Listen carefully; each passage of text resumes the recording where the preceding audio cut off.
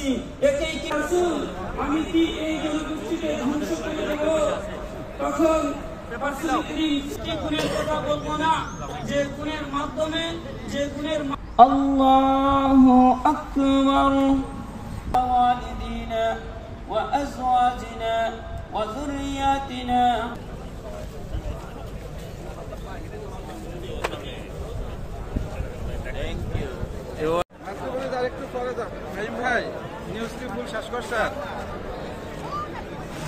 এই পর্তুগালে এই প্রথম ঈদ অনেক ভালো লাগলো। ফ্যামিলির সবাইকে মিস করছি এবং ফ্রেন্ডকে অনেক মিস করছি।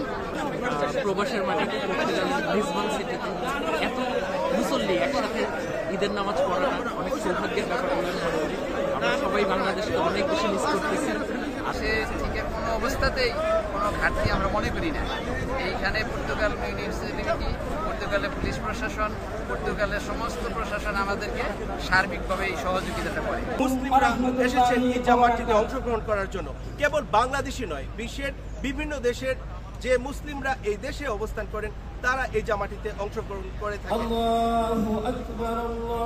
এই জামাতে মুসলিম যারা বিশ্বে নিপীড়িত হচ্ছেন তাদের জন্য দোয়া এবং প্রবাসে ও বাংলাদেশে যারাই যে যেখানে অবস্থান করছেন সবার জন্য দোয়া প্রার্থনা করা হয়।